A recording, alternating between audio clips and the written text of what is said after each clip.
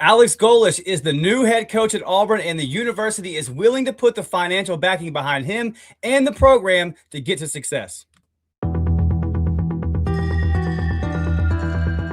You are now listening to the War Report Podcast Network.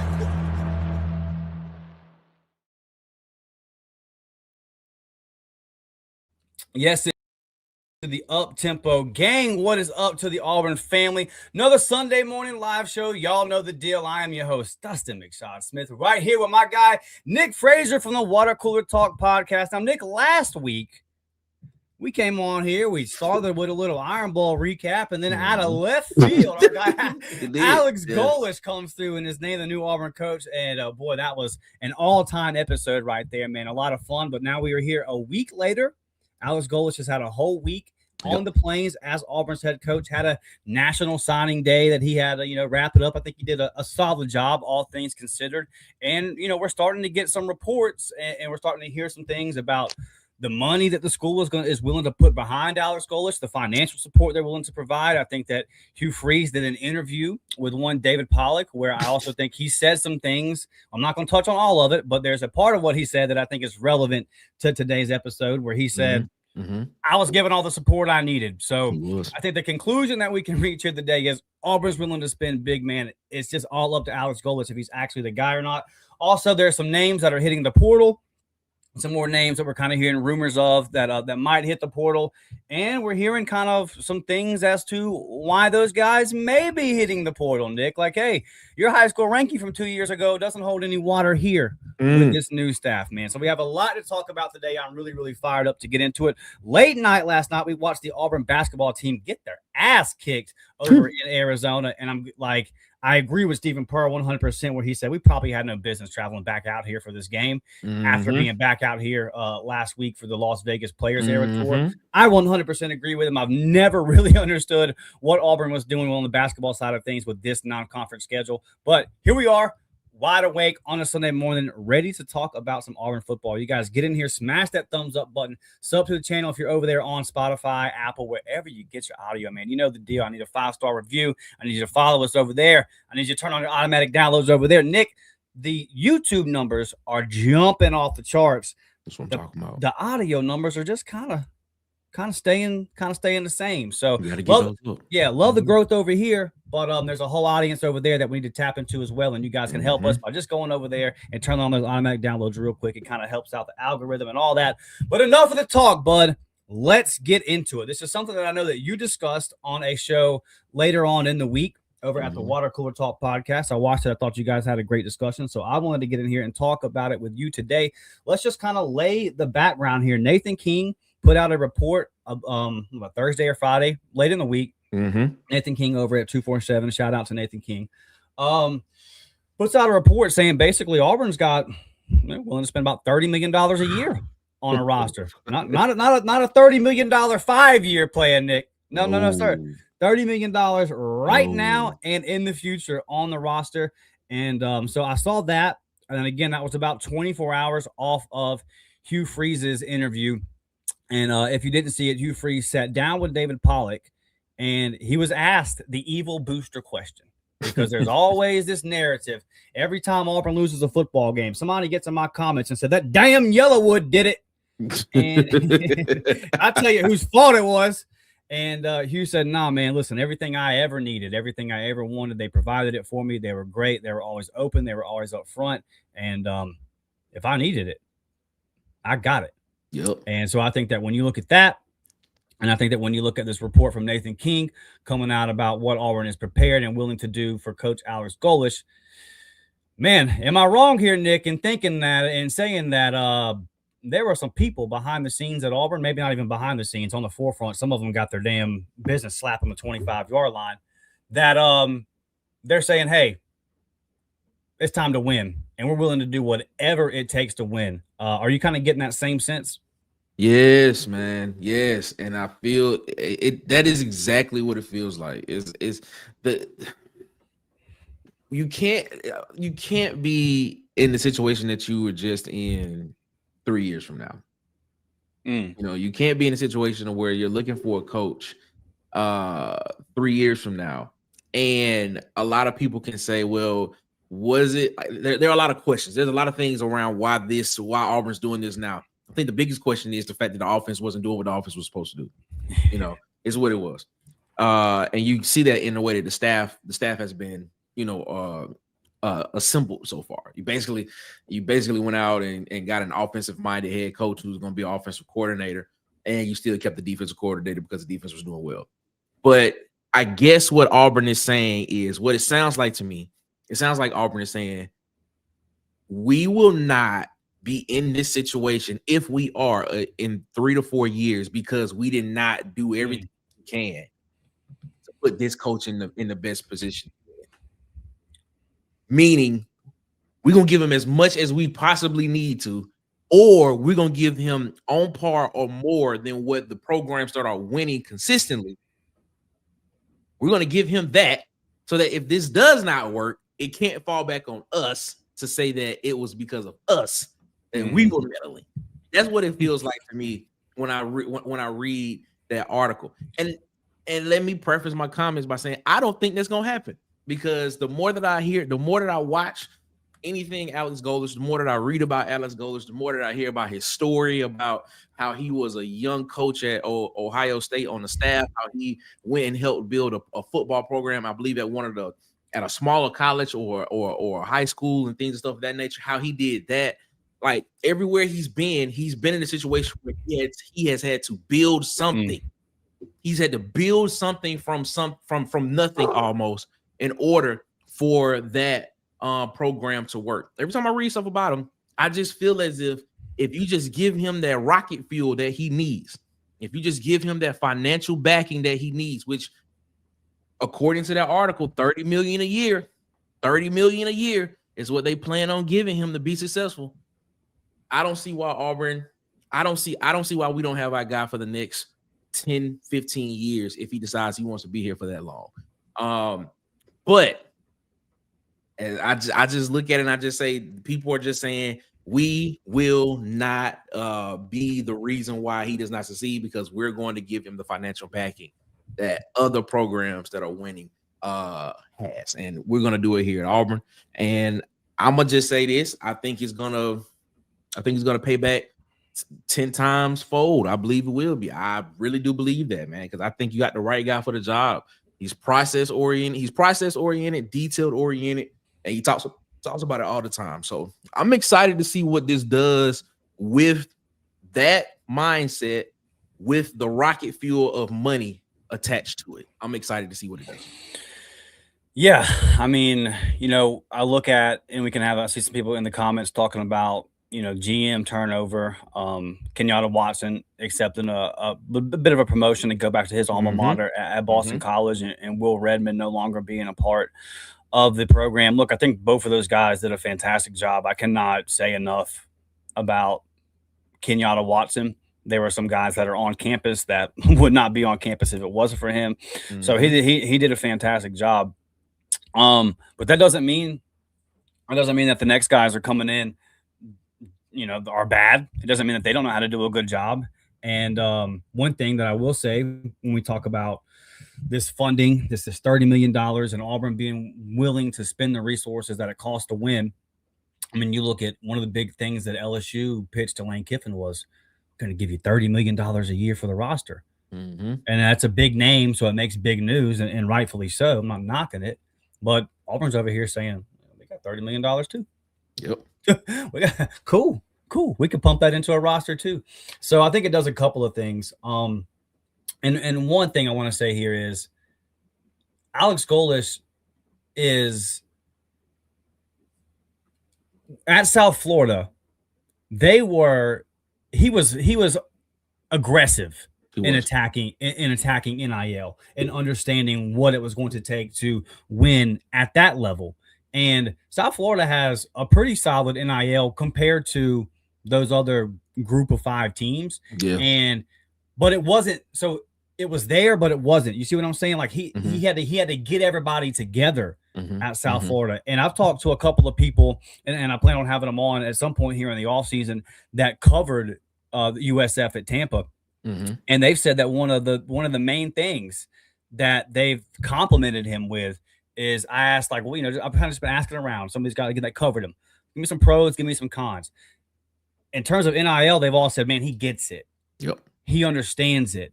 Yep. And he knows, like, one, he understands the issues it can cause in a locker room. There's a whole lot of landmines you have to navigate here. And it's not like, okay, we have the money, so we can spend it. There's a lot of layers that go into it. And from everything I've read from the people that I've talked to, they've said, look, Alex Golesh came into a situation at USF where USF was 1-11. Yep. He kind of galvanized the group. He got the boosters together. He got the fan base together, made a solid NIL structure for South Florida. So start bringing in some guys that normally they wouldn't be getting. I mean, they were bringing in, I'm not saying they were bringing in like 5 stars, top 100 players, but they were getting guys that like could be on SEC rosters. Yep. The kid that from Saraland, Deshaun Spencer, they were going to flip him from Duke. Yep. If Coach Golesh didn't come to Auburn, most likely they were going to flip him from Duke to South Florida. Duke just won a Power 4 championship last night. Yep. So I look at that and I say, okay, he did a really good job on the level that he was at, of using those resources. Like, it's one thing to have the money, man, but if you don't know how to use it, if you don't know how to attack it, and you don't know how to layer it and not cause problems in your culture, and there's a lot that goes into it, man. You have to make sure that you're properly allocating it towards positions. Like right now, I don't have Auburn's books in front of me. I would say if we did like a pie chart of percentage, probably too much going to the wide receiver room. That's just a guess, but I'm looking at it, I'm like, that's probably a big chunk going to the wide receivers, and you can only throw the ball on any given play. True. So I kind of look forward to seeing how he navigates all this. And, I want your thoughts on this, buddy. What do you think about this? There's probably some guys in that Auburn room, or in that, not just wide receiver room, in that locker room period, that been out of high school for like 2 years now and are still getting paid big bucks off their high school ranking, and maybe their college production doesn't match that. It sounds like Coach Golesh is coming in and saying, look, if you think that you can get that money elsewhere, you go get it. Yep. But what we're going to do here is we're going to kind of reset this whole situation, because quite frankly, some of you guys are getting paid big bucks because you were a top 150 player, and that was 2 years ago. What do you think about that approach? Kind of coming in and resetting this kind of some of these I don't know what the right term would be, but just the amount of money that Auburn is spending on some of these guys. Resetting the culture. That's part of the culture. That's part of it. The culture isn't just about, the culture isn't in this day of college football. The culture isn't just about, the hard work that you do in the winter workouts in the summer and the spring. It isn't just about, winning close games, even though those are major parts of the picture. NIL is part of that culture as well. Restructuring and resetting the program and resetting how you allocate funds to position groups and how guys are perceived in the free agency market. I'm just going to use that word, is basically part of the culture, because if you're coming in and basically you're saying, I have to overpay this guy to make him happy, is that guy going to give 110%, or is he going to give 100% of himself for the team? John Gruden says it best, man. I always go back to this to a speech he gave to Wisconsin at the beginning of the year. He was like, there's this concept of the team that a lot of people just fail to realize, and they just fail to forget about, because it's always, we're in this culture of just I, me, basically, is what he was trying to say. But that's part of the culture. NIL is part of the culture. When you come in, and that's the part about Alex Golesh, when you hear him talk about being process driven and detail oriented. That's part of it. He's looking at this like, okay, if this is what's gonna happen when you get to the NFL, you're gonna be in this bracket of what teams are gonna be like, well, this is what you're worth. Well, I want this. Well, guess what? This is what the market says you're worth. You know what I'm saying? So either we're gonna come to a happy medium, or you can just go out the door and find somebody else that's gonna be willing to pay that. And more than likely, when that happens, and I understand when that happens a lot, when you get people who are perceived to be superstars and people who are perceived to be, well above that. Like that, in my opinion, there are only certain guys that get that type of superstar treatment. Only certain guys, in my opinion, that get they get that type of superstar treatment. A lot of other guys, like 95% of those guys, they fall into that bucket of, hey man, this is what the market say you worth, and this is what we at. Can we come to a medium that can make this work? Are you okay with that? Are you cool with that? If not, you are more than welcome to go out here and find somebody else that's gonna be able to pay that for you. And that's basically what it is. Process oriented driven. That goes into recruiting. That goes into finding guys that fit what you want to be at each position. That goes into finding guys that are going to be great guys in the locker room. And as we stated before we got on the pod, trying to find guys that's not going to upset the locker room and rock the cradle per se.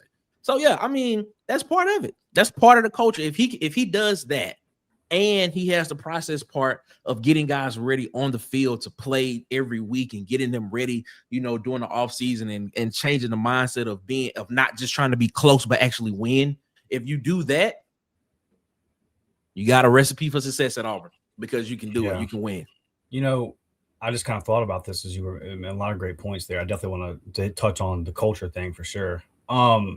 But think about a guy like Dabo Swinney. Think about a guy like Hugh Freeze. Think about a guy like a Jimbo Fisher. Guys that had success pre-NIL. Yeah. And as NIL came, you saw what the wins started to dwindle down for those coaches. And is it one of them things where, like I'll say this, Dabo Swinney does not appear ready to embrace the changes. Hugh Freeze was ready. He understood I have to embrace these changes, but did he properly execute it the right way? Did he navigate the waters the correct way? I think mixed results, right? Like I think a mixed bag there. I think there are some culture issues at Auburn. I'm not saying they all tie back to NIL and money, but I'll give you an example here, and I'm not going to name the players, but there was a player that hit the portal this week, and another player commented underneath that post of him announcing he was hitting the portal, "Let's go get this money, brother. Hey, listen, you've only got a small window. Go get your money. I'm not knocking you.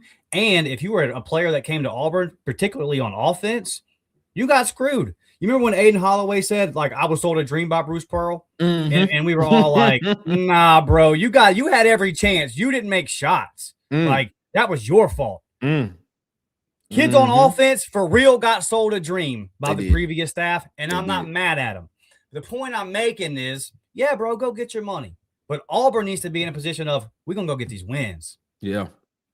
We're going to go get these wins. Now, that needs to be the mindset of the people that do want to stay at Auburn. You can still get paid for sure. There's $30 million. Like, there's money for you to get here. But if that's your main focus, if that's your main goal, I think from everything we're reading and hearing, man, Alex Golesh is coming in and saying, look, Auburn's not cheap. We're going to be willing to pay. But if it's your main focus, if it's your sole focus, if you're chasing that bag and the production doesn't match it, that's it. Then you might have to go elsewhere, and we can bring in somebody else. And again, that's not these players' fault, man. If you're on offense, like, most likely, probably not your fault. Like, what happened on offense was very much on the previous head coach. So I'm not knocking these players individually, but here we are, and it's time to turn it over. When I mentioned Dabo, when I mentioned Hugh, when I mentioned Jimbo, and those guys where it's kind of changed underneath their feet. And you see some guys like Lane who are able to adjust and still kind of find a way to navigate the portal and all that. But one thing I like about Alex Golesh, buddy, is that he became a head coach. His first head coaching gig was when all this was already in place. Yep. This isn't something that's like new and then the ground shifted underneath his feet. When he became a head coach for the first time at South Florida, NIL was already a big factor. And how did he turn South Florida from 1-11 to 9-3 in 3 years? How did they go from 1-11 to 7 wins the next year? There's a lot that goes into that, and we're going to talk about that all off season, right? It's not just NIL, and it's not just, but part of that is getting the NIL structure, getting everybody at South Florida together, and getting everybody unified and aligned to go out and get enough talent to go from winning one game to 7 games. So because if you're a guy that's a group of 5 recruit, one of those like 3 stars, you know, in that area, it shouldn't take you a whole lot of convincing to go play in Tampa. Like Tampa's fun. Nice place. Like that's a good place. You'd be playing in a pro stadium, and they're having an on-campus stadium built. But they didn't have a guy in there, obviously, at 1-11 to kind of navigate all that and get the program in the right structure. Alex Golesh was a big part of that. Now there's some guys behind the scenes, as well as the former athletic director at South Florida and stuff like that, who had like a very it wasn't just Coach Golesh, but the point I'm making here is, man, this is not something that's new to him. He's a young guy. He's familiar with it. He can relate to the players, and I think it's kind of the right balance in this era. You can't be a run me over type coach, let the inmates run the asylum type coach at the same time, because that'll never work. That you just can't win in football if you're going to do that. But at the same time, you can't be Junction Boy version of Paul Bear Bryant from 60 years ago, where you're running boys into the dirt till they're throwing up. Like there's a nice balance, and I think that Coach Golesh has that edge, but also kind of that still young enough that he can relate to these guys and still is fresh in this new NIL, this new portal structure, to kind of understand how to build a locker room, how to structure a culture. And that's the key word that you struck on. Look, I don't know, man. I'm not there. I'm not in that locker room every day. But so I don't know like what the percentage of this is the issue and that's the issue, but we can all agree there's something in that locker room that is a culture issue. Yep. And again, I'm not going to blame any one individual, like, because it's a much bigger thing that happened to a lot of these kids on offense. It's not their fault. But at the end of the day, if you've been at Auburn for 2, maybe 3 seasons and you haven't been very productive and you're getting overpaid and you might have a little inflated sense of ego of what you're worth based off your high school ranking a couple years ago, I just think it's important, man. I love the fact that Coach Golesh is coming in here and saying, no, enough is enough. Because at the end of the day, it's not a situation like Arkansas where you're sitting there and you're saying, where's the money at? Like, how am I supposed to build an SEC roster with no money? No, he's got it. And it's been broadcast as public knowledge. It's here. And the previous head coach told you, hey, anytime I asked, I got it. And the current administration is letting you know it's going to be the same thing for the new coach. So it's really on Alex Golesh, man, but I'm excited to kind of see how he navigates all of this stuff. There's a part of this, Nick, that isn't fun, and that's seeing guys like Perry Thompson hit the portal. Yes. And you know, I hate it. Very high on Perry Thompson. We all had high hopes for him. What a massive recruiting flip that was at the time. It was this, it represented hope. We couldn't believe we flipped a 5-star wide receiver from the same high school with Julio Jones, and we flipped him from Alabama. But let's go back to that day, guys. He threw Hugh Freeze in the pool and all this kind of stuff. Go back to the video that he posted on YouTube of Hugh Freeze coming to his house and Coach Davis. He had a great relationship with Hugh Freeze. I'll never sit on here and say that Hugh Freeze was a bad recruiter. And now Hugh Freeze is gone. So that's just part of the game, dude. And everyone knows how highly I think of Deuce Knight. But if Deuce Knight hits the portal, guess what? He committed to play in an offense. He committed to play for a head coach that's no longer in place. It is what it is. And I hate it. I wanted it with everything in me. I wanted to see Perry Thompson be successful at Auburn. Yep. And it's not his fault. There's some stuff maybe, but at the end of the day, it's not his fault. I'm not coming on here blaming Perry Thompson, but what I'm saying is that Auburn didn't have a choice because what were you going to do? Hugh Freeze didn't know how to use him. So what did it matter? What did it matter? Hugh Freeze wasn't going to put him in the position to succeed. And then as soon look, and this is not a knock at Horatio Fields. Okay. I thought Horatio Fields was fine. But you went and added Horatio Fields, and the moment he got hurt, Perry Thompson comes in and looks like he could do the same stuff. Exactly. So I'm looking at it and I'm saying, well, 1, why did you spend the NIL money that it took to get him there? 2, you told us you were going to build this thing through high school, That's how you were going to set it up. But then you just went and got a guy from the portal and kind of plugged him in his spot, and they look like the same player. And we would have rather have seen Perry shine, honestly, and grow into that role versus Horatio Fields, because that's the way you told us you were building the program. So I hate it.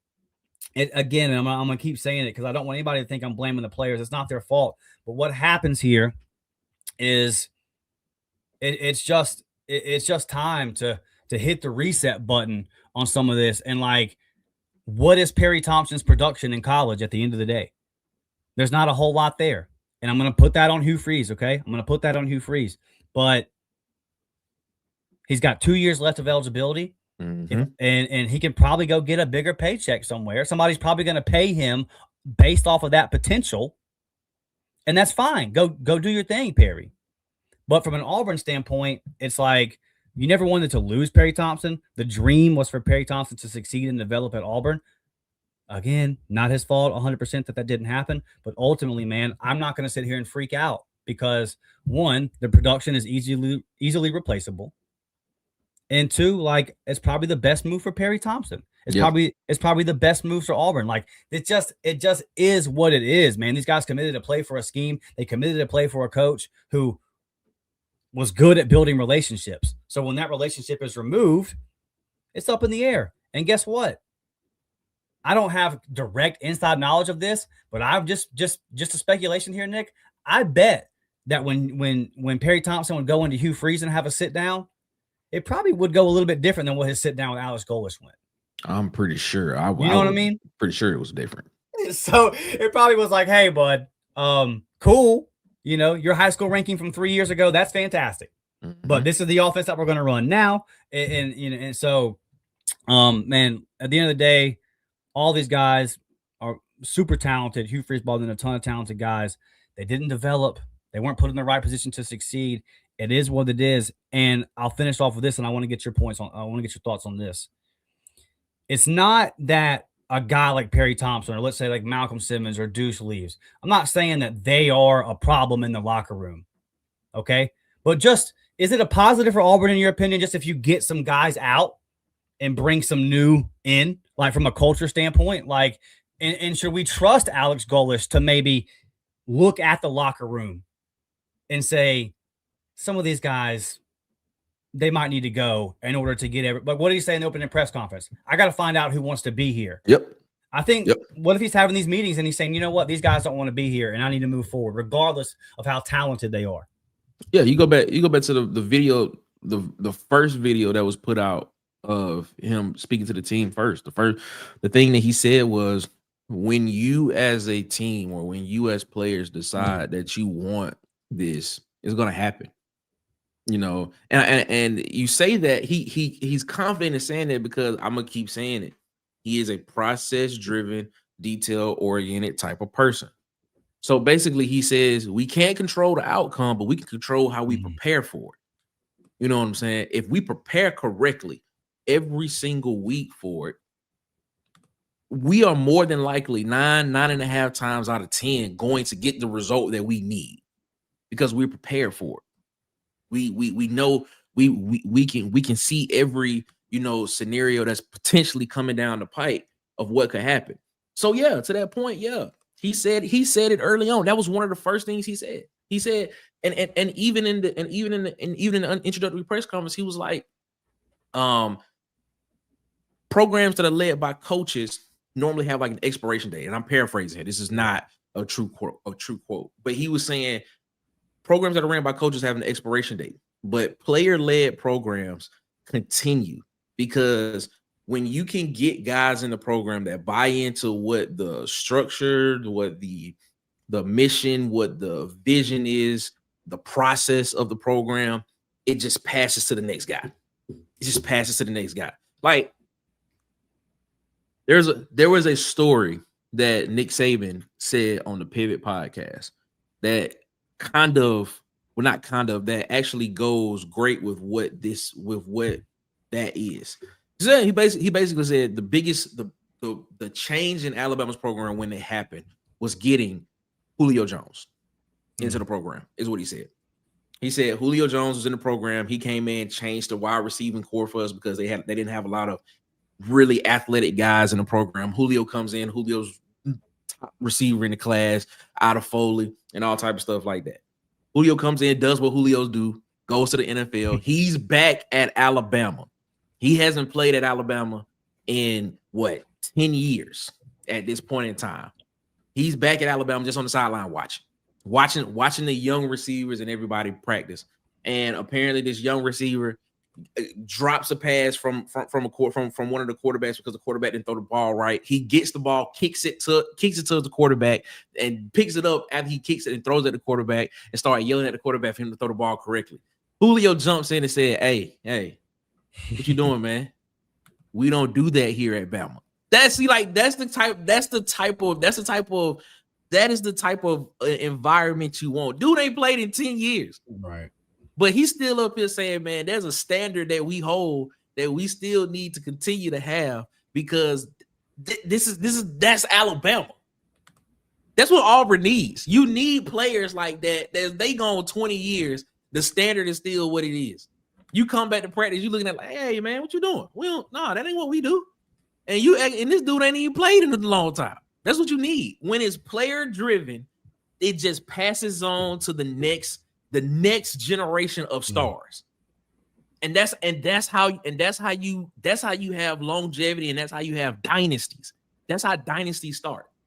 That is the God honest truth. And to your point of him looking at the roster and trying to see if those guys want to be here, do you, my guy?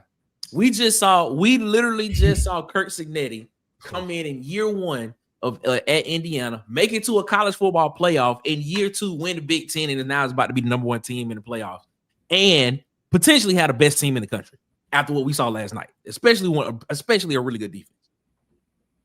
Do what you got to do to come in and reset the culture. And this whole notion of it has to take 3-4 years. Nah, man. If you come in and you evaluate correctly and you find the guys that want to be here and that want to buy into it, it can change in a season.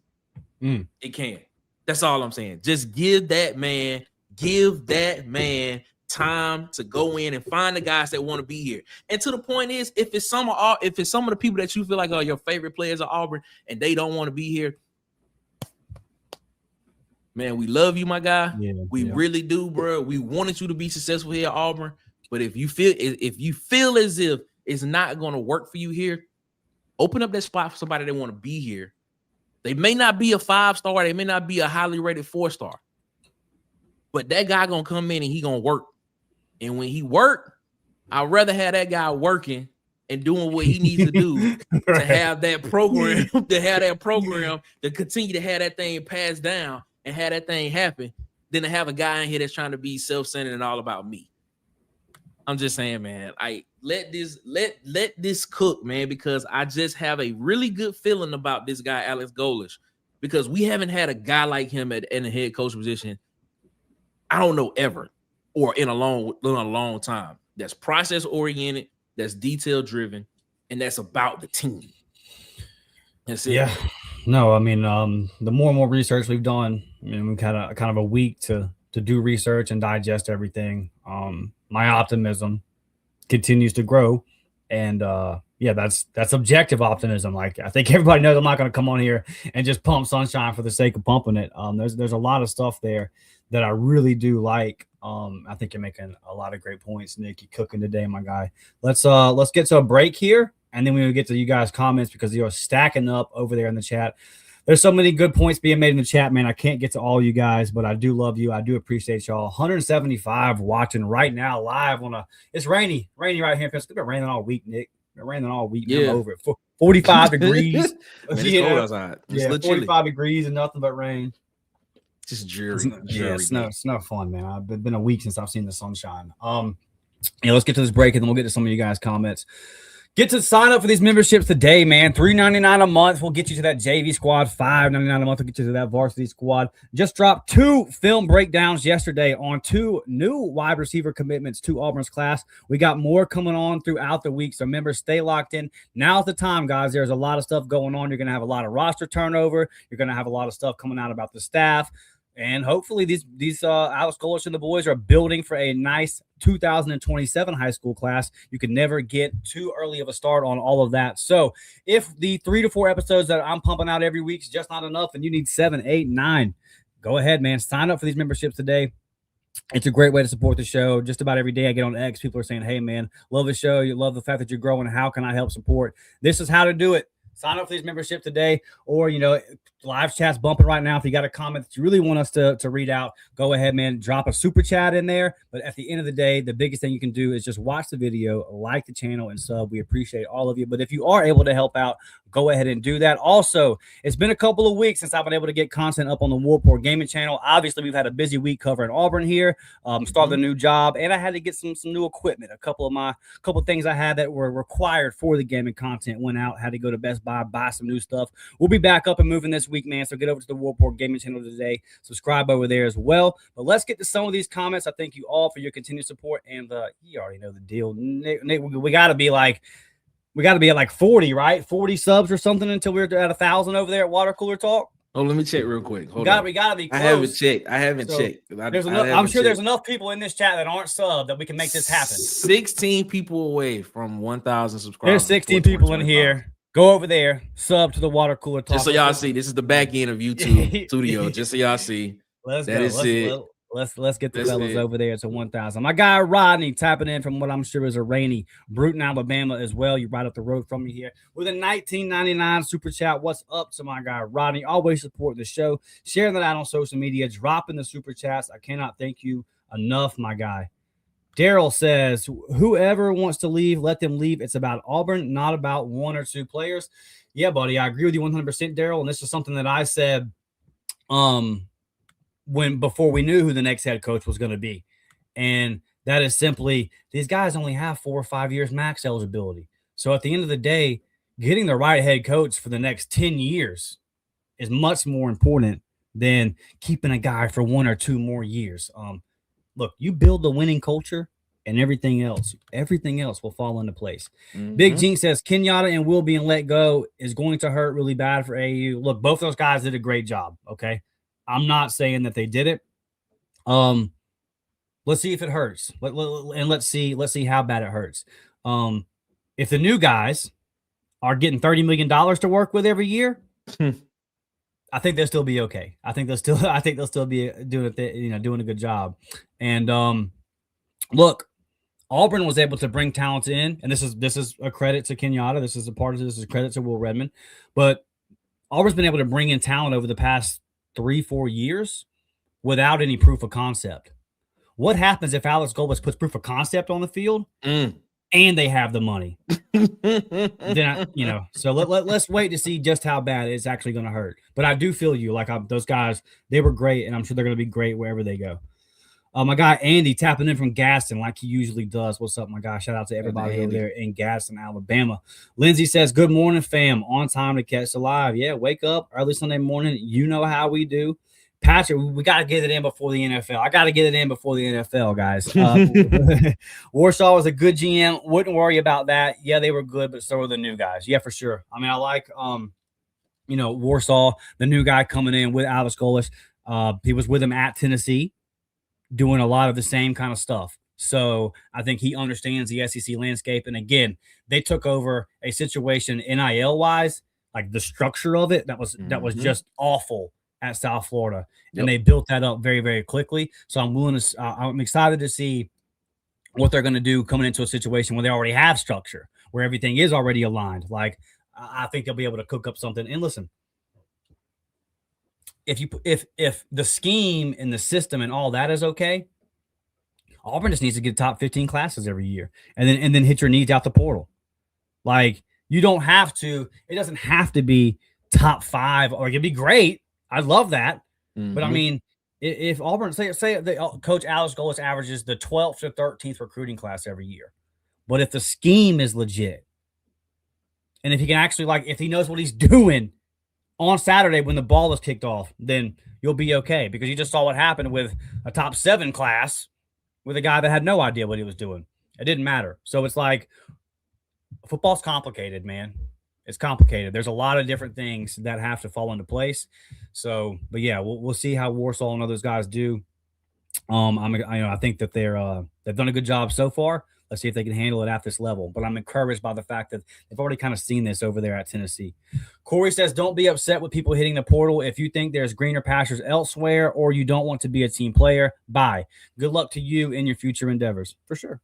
For sure. And there's some guys that probably are a cancer in that locker room that are going to be dismissed. Anytime you see like a very, very talented, like top 150, top 200 player join the team, and then like after his redshirt freshman year, you need to hit the portal. There's probably some stuff. I'm talking about a D lineman in particular. Like, yeah, you probably causing some problems, bud, and need to get on up out of here. So yeah, that's you can kind of read between the lines in some of these situations. And some of them, it's like if Malcolm Simmons gets a nice payday somewhere else and decides to leave, I'm not mad at Malcolm. I remember when he first committed, he was in a space. He was asking questions in a space. And I popped in the space and I said, what's the main thing that got you committed to Auburn? And he said, watching the tape of what Hugh Freeze did at Ole Miss. That was his answer. So it's like he came to Auburn based on what he thought the offense was going to be under Hugh Freeze. Yeah. Now that that's not a thing, yeah, he can reevaluate. I'm not going to be mad if he chooses to move on. It wouldn't necessarily be a knock on his character. The dream that he was sold never materialized.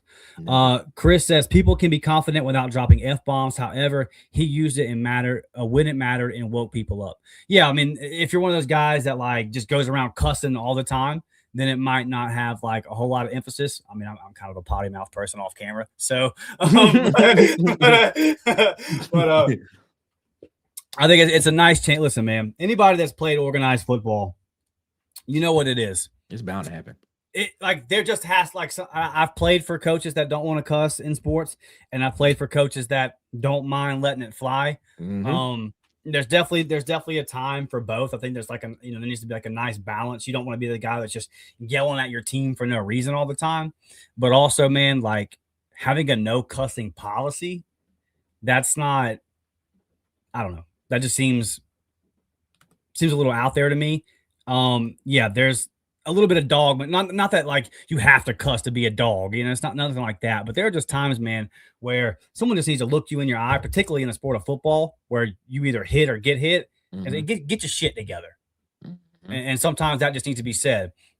I'll go back to that 2007 Auburn, Florida game where they're coming out of halftime.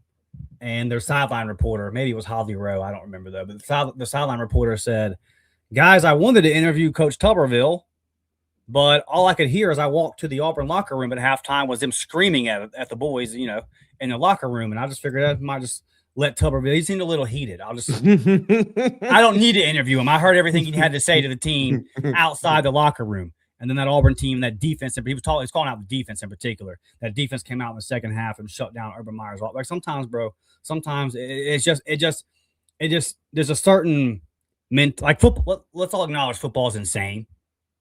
It's an insane sport. It is. And there's just a certain mentality that if you're going to be successful, sometimes you have to tap into. Football is the only sport.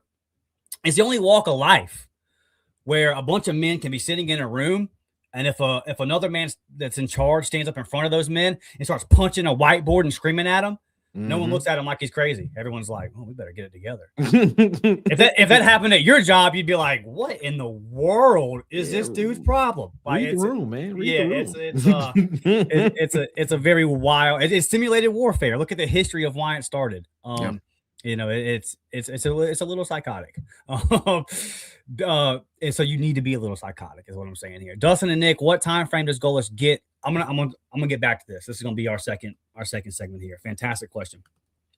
Brad Browning says, if Bama doesn't make the playoffs today, I hereby deem this day national check on your Bama friend. I ain't checking on them, Brad.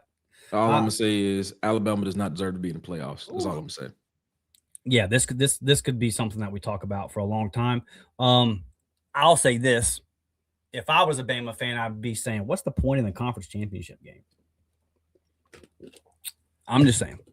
Look, if the culture around college football is playoffs, what's the point?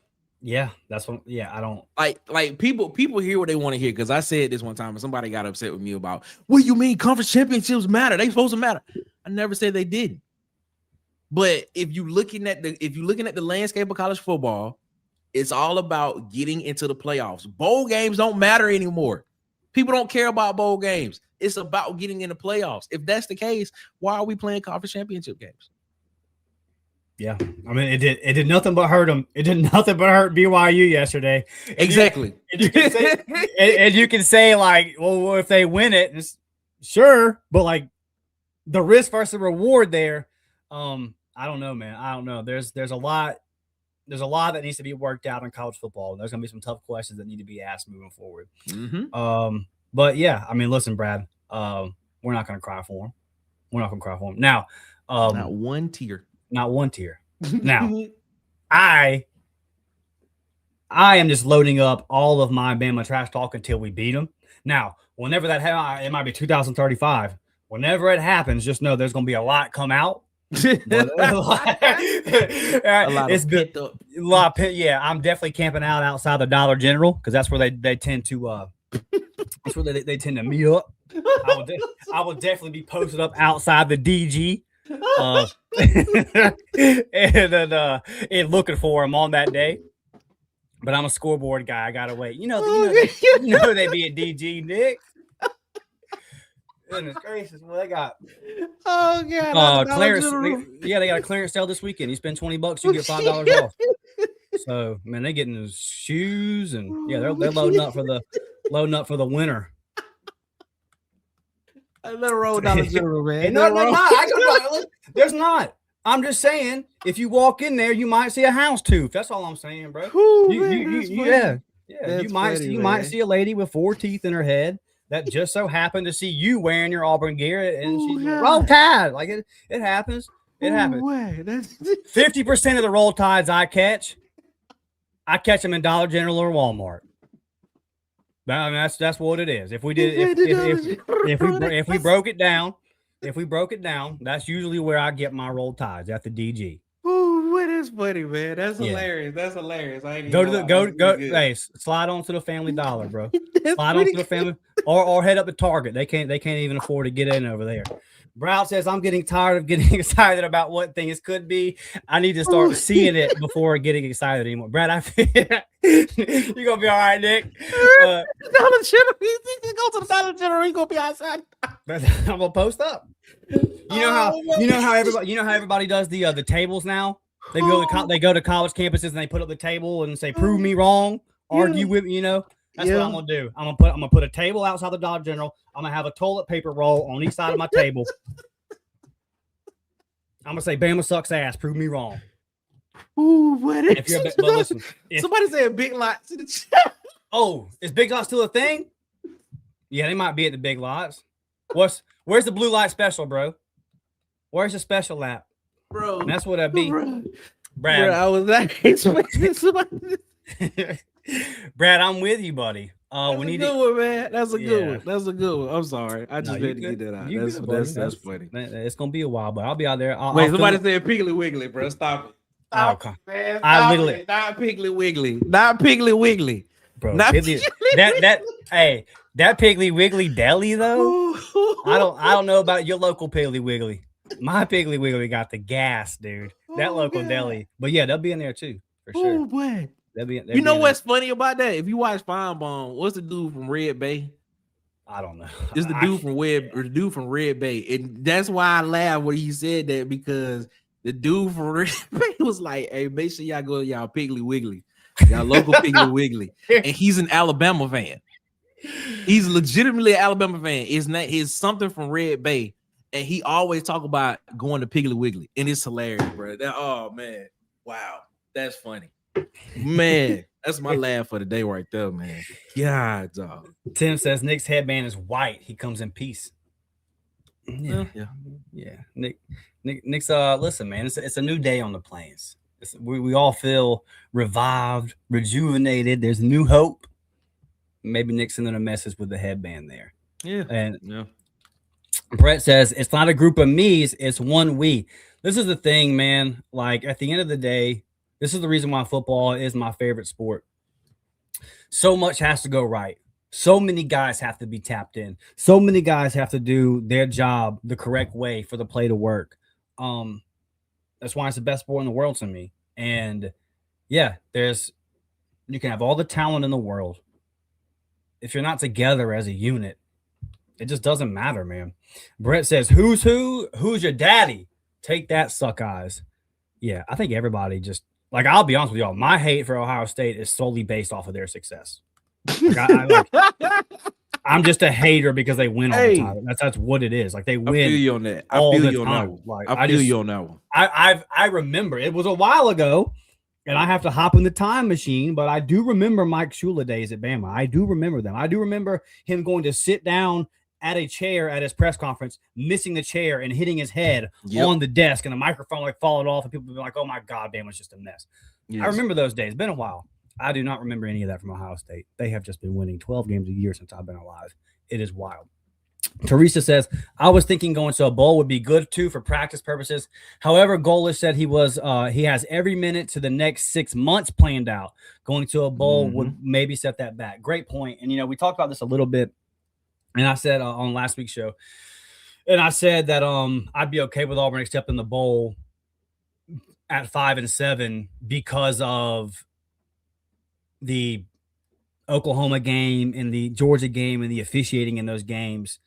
So I was making the point that, like, normally I wouldn't be okay with Auburn accepting a bowl at 5-7. But when you consider that was just like, I was specifically talking about the record portion in terms of Auburn actually going to a bowl. I wouldn't have been mad if we did it. Good for us. Like, more football, good for me and you, more content. Yeah. Also, though, like, I'm not like it's. I think at the end of the day, when you consider everything, it makes sense. Like, there's just so much going on. How do you even roll into a bowl game and doing all that? Like, so yeah, I totally get it, totally understand. With the coaching change, with the turnover, with the portal, like, there's so much happening that how would you even be able to fill a roster? What offense would you run? Like, there's just a lot. There was a lot that would go into it. So, never would have been mad to see another game of Auburn football. Would have been great to win a bowl game and take something out of the season. But the reasons for why they're not going to accept it, it totally makes sense. Not mad at it at all. Patrick says, I hope he brings Brown and Singleton from USF. Yeah, listen, a lot of rumors flying about what guys will come, what guys aren't going to. There's a couple of guys on that USF roster that I think are SEC caliber, and I think these two are some of those guys. What say you, Nick? Yeah. Do you think Byron Brown could SEC level quarterback, or do you think he's a guy that's super athletic and just balling on lower competition? Most definitely an SEC quarterback.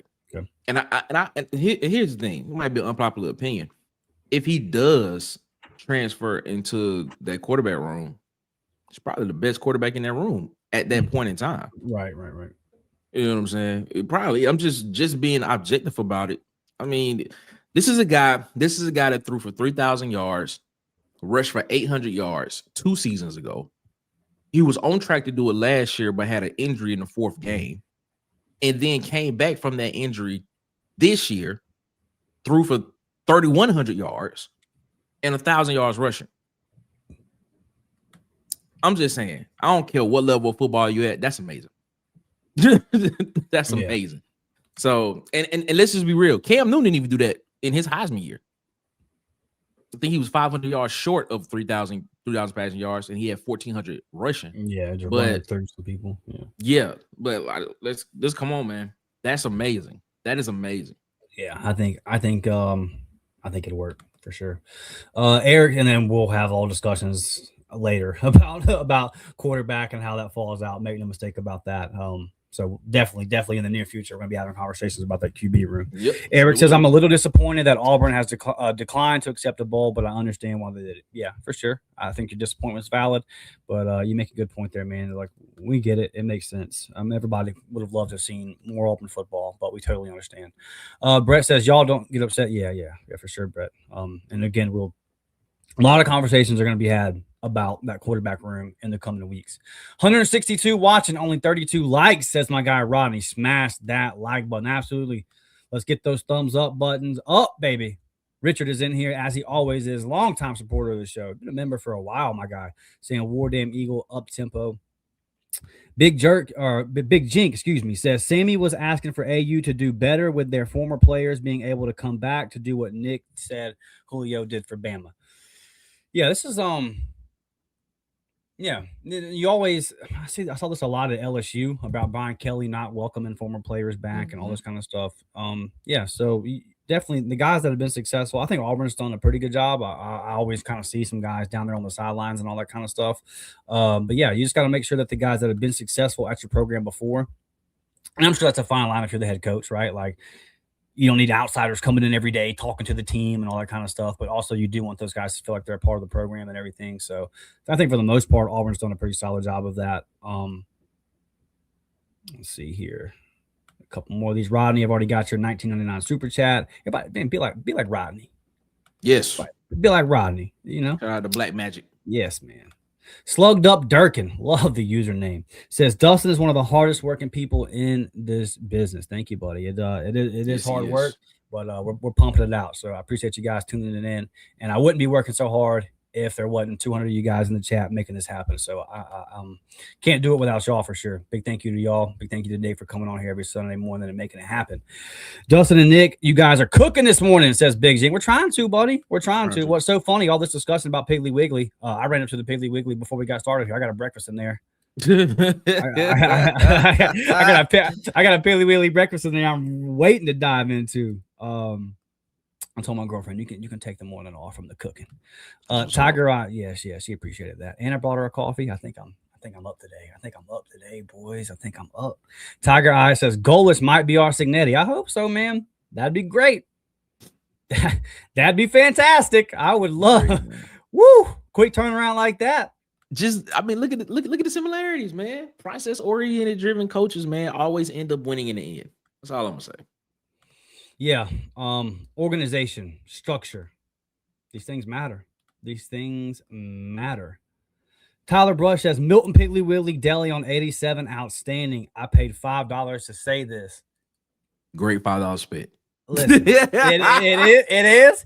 And Tyler, I will confirm the Milton Piggly Wiggly on 87 is gas. So, yes, it is. Yes, it is. If any representation from Piggly Wiggly is watching today, hey, sponsorships are available. I need them. I need them. I love. They got some merch at the Piggly Wiggly, dude. Like, I love it. Yeah, but that one in particular, Tyler, been there many a time, brother. You are not lying. That banana pudding, yes, indeed. Buddy says you can buy a Harvey Updike matching pajamas at Dollar General, but you better hurry. Christmas is right around the corner. Wow. And they're selling out. Wow. Now, warning, if you buy them pajamas, you might get too much Bama in you. Wow. That's wild right there. You might get too much Bama in you. All right, let's wrap this up with today. Let's make this our final segment. What a fantastic question from Big Jink 8543. Dustin and Nick, what time frame does Golesh get to get this program going in 2 to 3 years? So I think a lot of this depends on what you consider getting the program going. And there's a lot of different routes this can take. So you asked 2 to 3 years. For me, man, a lot of it's eye test. And what I mean by that is, let's say Auburn goes 8-4 next year. One, that'd be the best season since 2019. So I would be happy. But also, what does it look like? What does it look like? The reason why I was out on Hugh Freeze halfway through year 2 was because of the eye test. I said, man, we're 20-something games in, and this just looks like shit. It's disorganized. It's dysfunctional. Like, what is this? So that would be a big part of it to me is, let's say Auburn goes 8-4. They lose on the road at Tennessee. They lose on the road at Ole Miss. They lose on the road at Georgia, and they lose on the road at Bama. Okay. Well, 5 straight losing seasons before that. You went 5-7 this year. That would be a 3-game increase, and those would be 4 losses in very tough environments. Like, so, yeah. And what does it look like? Am I looking at it and am I saying, do we get to the end of year 1 and I look at it and say, I think the program's getting better. Mm-hmm. I think it's going in the right direction.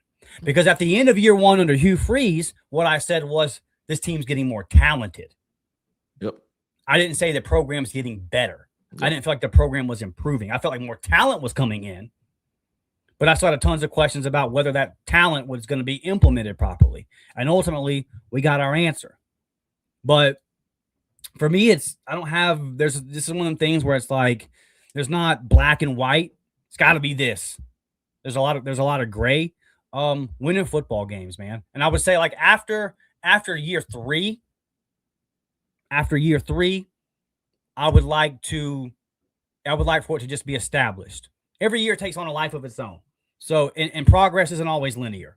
But at the end of the day, I would like to be like at the end of year 3, if I sat here and said, okay, I know that our floor is 7-5, 8-4 if things go wrong. And I know that if things go right and everything hits and guys stay healthy and some things bounce our way in these close SEC games, then we could be at 10 11, 12 wins. Yep. And then if some years it kind of falls in the middle. Yep. If I felt like we were sitting there after 3 years, if I looked out and said, okay, I have trust in this staff that they'll get the most out of the talent, and you, again, having realistic expectations that some year could be playoff years and some years couldn't. But if I knew that there was an established floor that was still a winning record, and that if everything hit, it could be a playoff push, and then if most years fell in the middle, for me, I would say, okay, I think that we've done what we need to do in these 2 or 3 years, because I don't know, one, what is the roster going to look like when opening day happens? Like, there's still a lot of questions there. So, like, I don't even know what to expect from a win total this year. 2, I don't know how to quantify. I don't know how to measure. What does it take? How long does it take to turn around 5 years of losing from a mental standpoint, from the culture standpoint that I talk about so much on this show? How long does it take to flip that? I'm not sure. Does Alex Golesh lose a couple of big games early, close, and then kind of kick the door down in year 2 type? Like, I don't know. So for me, there's a lot to it. I can say that to wrap it up, I want to eye test, like, look clean, look efficient. Like, we know what bad football looks like. Yeah. Auburn fans at this point, we know what bad football looks like. Yeah. So just eye test in terms of, I think we're doing things the right way. I think we're building things the right way. I don't want to hear stories about dysfunction at practice on certain sides of the ball and all that kind of stuff. But at the end of the day, if we're sitting there in year 3 and I'm comfortable about where the program is headed, if I'm comfortable about what Alex Golesh can do, then I think we'll be in a good spot, man. Auburn's not a team that I'm going to look at and say we have to be in the playoffs every year. Also, Auburn's not a team that I'm going to look at and accept too many 6-6s, 7-5, stuff like that. And I think that if you're the coach at Auburn for, say, 10 years, there needs to be some playoff runs in there. There needs to be a couple playoff runs. There needs to be some pushes for national championships in there. So, but that doesn't mean you have to do it every year. So, like, there's a lot here. But ultimately, man, just have us coming back in the Jordan Stadium with hope. If it's a tie ball game in the fourth quarter, win some of them. Yeah. Like let's not be 88,000 strong sitting there in the fourth quarter going, we don't have a chance in a ball game that's 4 points. That's what I want to see change, man. That's what I want to see change. And I do think that 2 or 3 years is plenty of time to turn over the culture and all that. So I just don't know how quick it can happen. What say you, buddy? I'm a little different on this. I think it can happen pretty quick, and I think with my motto is whatever, and this is every season, whatever team you are, by week 4 or 5 of the season, teams you're gonna be for the remainder of the year. I think you're gonna know pretty early on, from the program perspective of what the standard is going to be. I'm one of those Auburn fans where I think Auburn should be in a playoff push every single year. No, I think if you're that type of program, if you want to be that type of program, if you say you are the 13th winningest program in college football act like it. At least portray that. Right. Be in that conversation every year. I don't see why Auburn could not be. And when I look at a guy like Alex Golesh, I'm gonna keep saying it all off season, and I'm gonna keep saying it every year. He's a process oriented guy. It's process oriented always. Just he never talks about winning. Mm-hmm. He talks about the process to get to winning. He talks about the process to get to the result. He never talks about the result. He always talks about what we need to do to get to that result, because the result is not automatic. It's not guaranteed. But what is guaranteed is what we do to get to that result. And when you have people like that, it's almost a military mindset. If you do this, more than likely, 9.5 times out of 10, you're going to get the results you're going to get. Is how I see it.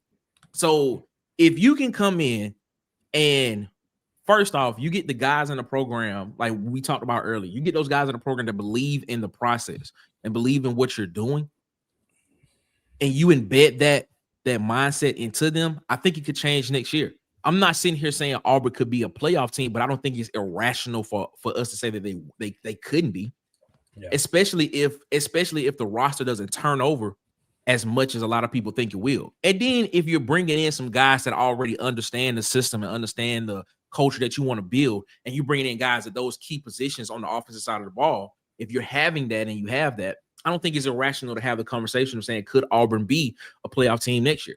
Now, what I would like to see Auburn do, for one, is when you do get in those close games, when it is a 20-20 game in the fourth quarter, when it is a 17-14 game in the fourth quarter, when you're up 17-10 in the fourth quarter, when you're up 10-0 and you have a bad play that happens before halftime, you don't give up on the rest of the game. One thing that I do believe will happen is you won't see a football team kind of fold, because the head coach isn't going to fold. The head coach is there to compete. He's there to compete. He's looking like, okay, that's a setback, but guess what? We still got 30 more minutes a game to play. Let's go play some football and let's go get this lead back.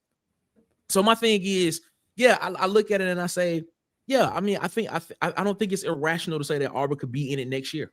I don't believe that. I don't believe that's irrational to say. Because when and we keep using Indiana as a standard of this. We keep using Indiana was not a great team before Kurt Snetti got there. If they were, they wouldn't have hired him. They wouldn't have been in the coaching search. But he turned that program around, and that program went to a playoff his first year there. He turned it around even more, got more bought in, added some more pieces on the defense side of the ball. They Big Ten champions this morning, about to be the number 1 overall seed. I look at it and I say, man, it's not irrational. It's not an irrational thought to say. It's not something that I will come out here and just stake on and just say I think Auburn will be a playoff team, but it's not an irrational thought to say. But it's the small things as well. When you look at how you finish games and things stuff like that, not just saying we close, but we won the game. We sit here on these after shows and we sit here saying Auburn won the game. It was a close game. Auburn won the game. That's a mindset difference. That's where the work in the offseason comes, and the work in the winter workouts, and the work in the spring and the summer. That's where that happens at. But it's all about that process. He never talks about the result. He always talks about the process to get to that result. And if you do that well and you believe in that, 9.5 times out of 10, you're going to get the result you want. So I look at it and I say, it could happen next year. Now, when we look at the business aspect of it, Auburn is saying that they want to invest $30 million into this roster. Any business that you're in, they want a return on their investment. So, a lot of people aren't just putting money into something and then waiting 5, 6, 7, 10 years down the road for that to double. A lot. They want to get in, they want to get a return, and they want to exit out of that as quick as they possibly can. But I think when you look at it from that perspective, I think he gets the same amount of time Hugh Freeze did. I think you get 3 years. If we're not seeing credible process in a 3-year period, if we're not seeing something that's saying, all right, we got something right here. I'm not saying that's not gonna happen, because I actually believe you're gonna see a big difference in year 1. But if you're not seeing something within that 3-year period, Auburn's gonna be in another situation where you're looking for another coach. I don't believe that. Just the more that I read about Alex Golesh and just understand his process and stuff, it's too similar every time you hear him talk. It's almost the exact same language every time he talks and have an interview. For it to not work, it would have to be something very catastrophic for this to not work, because it's not just him; it's the coaches around him that talk the same way as Will too. Like, they believe in this system. They believe in this process-oriented, detailed system. They believe in it. So I look at it and I just say, man, this could be the beginning of something special at Auburn. But you know, when you sitting here saying you are about to commit $30 million to NIL and roster management, hey man, we need to see something. So yeah, I would say 3 years. I would say 3 years is probably where, if it's not going in the direction or it's not pleasing to the powers that be, you'll start hearing some rumblings. Yeah, is what I say. Yeah, for sure. I mean, look, I think that there are some guys that are getting a little bit older in that board of trustees group, in that booster group there, that want to see Auburn. That want to see Auburn get back to what it was, and want to see Auburn winning games as you know, as they get into their twilight years. And I can hey, look, if I was on the back nine and I had a bunch of money to spend, like, you best believe I'd be throwing. I told this to I'm sure Devin. I see she's not in the chat with today. I'm sure she'll watch it on a replay. But me and Devin had like a little a nice exchange on Twitter. We weren't arguing or nothing, but we were talking about like the mailing booster kind of situation and all that. And I made the comment, y'all lucky that I don't have $1 billion, because I'd be meddling my ass off. Like, I promise you, I'd be in there meddling, boy. Like, all right, now let's win some football games. But yeah, man, look, return on investment. You know, you make a great point. I think 3 years is a good time frame. And again, Auburn fans know what good football is. Auburn fans know what bad football is. And I think that Coach Golesh is walking into a situation where if he starts playing good football, he's going to have a fan base behind him, because like this fan base is starved. Yep. And this fan base is tired of excuses. The last two guys in particular were just a bag of excuses. It was just always something. And you just the one guy acted like he was just smarter than everybody, and then the other guy, and the other guy just excuses every week. So frustrating, man. If Golesh can come in here, and he's already kind of speaking the language that Auburn fans want to hear, and you talk about process driven. That was going on. That's been going on the last 2 years on the defensive side of the ball. Exactly. But it hasn't been going on offense, and it hasn't been going on like from the top of the program structure down. You just have the defense that was doing it the correct way, that was focused on the details every kind of day. But the guy that was running the program as a whole and also running the offense, it wasn't that. So that's why you've seen the results be what they were on defense. But like two different teams. Yeah, and that's why it looks that way. And then ultimately the culture, which affects the whole team, which is why the defense can play great all game, but when they have to get a stop, they don't get it. Yep. There's stuff that Nick's talking about here. This process driven every single day. Like, is Nick Saban being pissed off after a national championship game because they let Texas back into it? Because he's so focused on the details of the process. That's the way his brain works. So if Golesh can bring that, man, and translate it to Auburn, as we've discussed here on the episode, it's been all the resources are there, the fan base is there. You're in the part of the country where you can recruit talent. Like, everyone knows what it is, man. So if he can translate it, great question, Big Jink. Really appreciate this one a lot. We need to hurry up and get out of here. I do got a few more of these chats that I want to get to real quick. What's up to my guy, Old Man Shredder, with a $5 super chat? What's up, baby? Let's keep this username. We ain't trying to fire nobody yet. I like this. He says, this is weird to me because the Piggly Wiggly in Metro Atlanta are trash. Walmart delis were better. Even guess they are better in Alabama. I'm right here on that Alabama Florida line. I can tell you our Piggly Wigglies are popping. we say pig popping over here. So look, I don't know if they suck in Atlanta. I'm sorry, it's not the only thing that sucks in Atlanta. It is what it is. Thank you for the $5 super chat, my guy. Signetti won 11 year one, and now Indiana is Big Ten champs. And Indiana was the second most losing team in college football history. So somewhere close to that.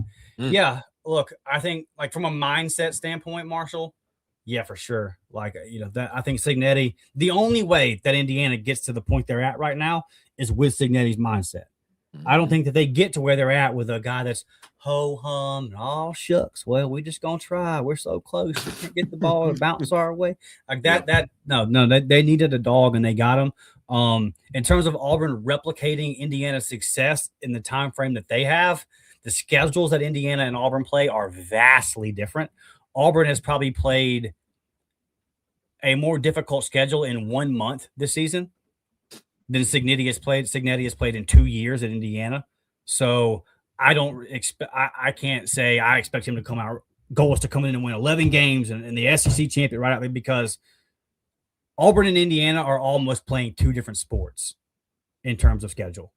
So yes, they're in the Big Ten. And look, they did beat Oregon and they did beat Ohio State. So like at the end of the day, I'm not like hating on Indiana. I'm just saying like in terms of actual win-loss record, Auburn got to go to Tennessee, to Alabama, to Georgia next year. Signetti ain't going to even sniff something like that at Indiana, despite all that crap they talk up there. They're not playing that. So, and then, luckily for Alex Golesh, John Cohen said, "Let me throw Notre Dame on here for you in a couple years, bud." Like it is tough. So that does kind of bake into the expectations. But in terms of like mindset, I 100% am with you on like if Golesh comes in with that same kind of mindset that Signetti did, and like can Golesh ultimately get Auburn to where Signetti's got Indiana? Hope so. I don't know if it's really even. I don't want to say it's not possible because I've seen Auburn go from 3-9 to 13 seconds away from winning the national championship in one season. But man, just like the strength of schedules need to be factored into the expectations for sure. And I say, and like, look, this is a whole nother discussion that we can get onto for another day. And I actually would love to have this discussion with Nick, but like, there are different sports being played. The SEC schedule is just different. It's a different league. It's a whole different ball game than what goes on in the ACC, that what goes on in the Big Ten. And I'm not saying there's not good football teams in their league. There absolutely is. But Vanderbilt's 10 wins, in my opinion, are much different than some of the teams that are actually going to get into the playoff today.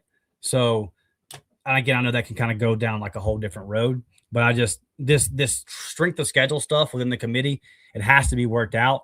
And if an SEC is now going to 9 conference games and you have to play a Power 4 team in one of those 3 non-con games, I'm hoping that moving forward the committee evaluates that, because Auburn, what Auburn does schedule-wise versus what a team like Indiana does schedule-wise is literally not the same sport.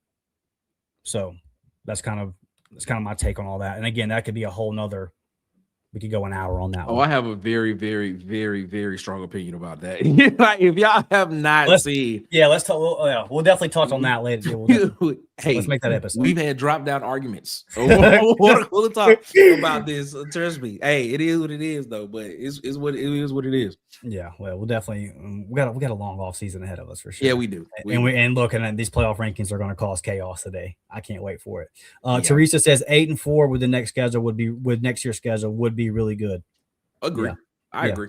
Yeah, for sure. I mean, if he goes 8-4 next year and we look at it and we say, hey, the product's getting better, I don't know how we wouldn't be happy with that. And what if we go 8-4 and win a bowl game and go 9-4? Oh, what does a bowl win look like? What does that even look like? Calling Tommy Tuberville. Tommy Tuberville, can you show me? Gola said right away that there is no such thing as an acceptable loss. Losers lose close games. The expectation from him is to win right away. That is refreshing. Couldn't agree more with you, Tiger Eye. Like when he said some of the things he said in the press conference and some of the interviews, like since he's been hired, I promise you, I stand up and clap. Nick knows we have these conversations on air. And Nick knows I get a little more. I don't know what the right word, forward in our all fair discussion. Nick knows how sick and tired I am of the losing culture, of the losing mindset, of the Eagle Flew Good crowd. I will go to war with the Eagle Flew Good crowd. If I have to go to war with y'all, I will. Okay. It's a fun atmosphere though, but it's a fun atmosphere. It is cool. Cool, man. I'm gonna tell you a fun atmosphere that I was in one time. Okay. Raining. Number 1, Steve Spurrier, Florida. Okay. Damon Duvall, game-winning field goal through the post. Yep. That was a cool atmosphere that I was in. Won the game. Iron Bowl last week. I thought it kind of sucked.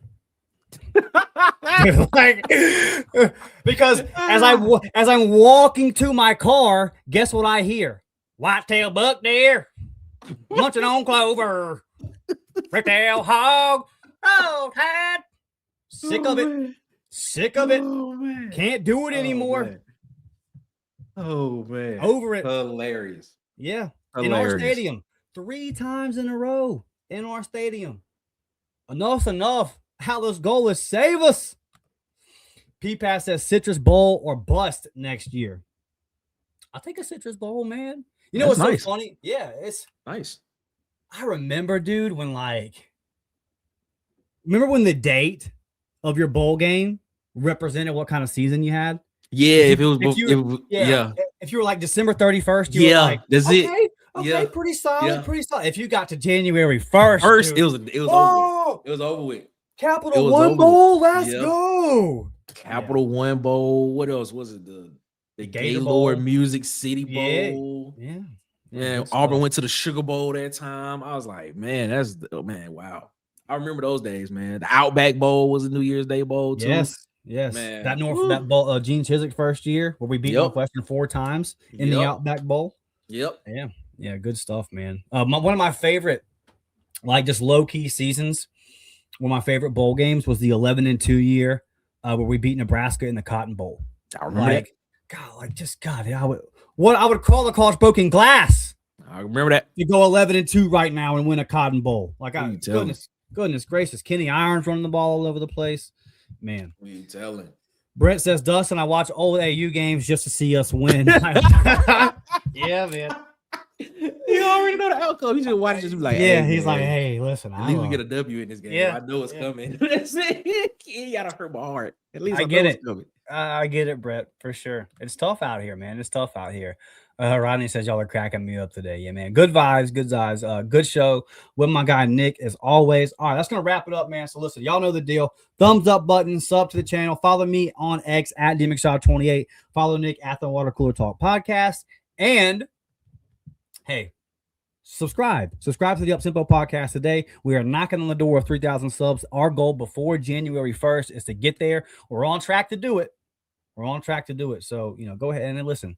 Like I don't know how y'all's girlfriends are or your significant other is, but like mine, she doesn't ever even use YouTube. So go over there, grab your girlfriend's phone, get on YouTube and use that account too to sub to the Water Cooler Talk Podcast and to the Up-Tempo. But no harm, no foul, baby.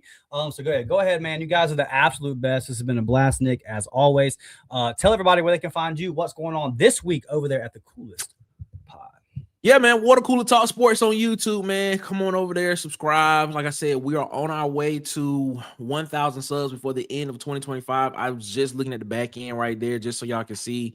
Since we shouted it out, we are now 14 subs away from hitting 1,000 subscribers, man. We was at 984, now we're at 986. So shout out to you all for subscribing to Water Cooler Talk Sports, man. We are on our way there. This week we will be we'll be dropping videos 7 a.m. Monday through Friday. Let's go. Just we talk more SEC stuff on those videos, and then of course Monday, Wednesday, Fridays we do our live shows. But yeah, man, we'll be this Wednesday show is going to be actually pretty dope. Wednesday show, we're actually going to pick the national champion. We're actually going to live pick the national champion this year because the results come out.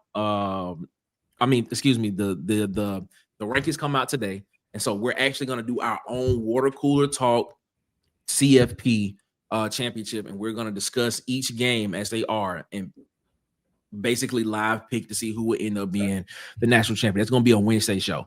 But yeah, man, just come over there, have a good time with us, man. Of course, we talk SEC football, college football, and of course, we talk Auburn football over there as well. So we appreciate y'all so much, man. Catch me this afternoon. I'll be over on Auburn TV this afternoon at 5 p.m. Central, 6 p.m. Eastern, man. We'll be talking some more Auburn football as well. We appreciate you so much, Dustin, for always allowing us to come over here and talk ball with you, man. Absolutely, buddy. Great show today. Had a lot of fun. I will go ahead and get mine in real quick, Nick. I don't need to see the bracket. I'm going with Kirby Smart and the Dogs. And if I'm a prisoner, if I'm a prisoner of the moment, I'm a prisoner of the moment. I think y'all are. Okay. I think y'all are. Okay. I'm telling you, if Notre Dame gets in, Notre Dame winning that championship. Well, I look forward to having this discussion with you. I'm telling y'all. Okay. Hey, I know they got to get in first. They got to get in first. Yeah. We'll see. This is going to be fun. What I'm hoping for are Tuscaloosa tears. That's all I'm hoping for too. Because that never gets old, man. All right, so that's gonna wrap it up, man. Love you guys. Appreciate you. Smash the thumbs up button, sub to the channel. We'll be back later on this week with another episode of the Up Tempo Podcast. Remember, stay on the lookout because these film breakdowns are dropping. They're dropping. I'm gonna do the Wales Brothers next for you guys, so stay tapped in. Love you. Appreciate you. War Damn Eagle. We're out. War Eagle.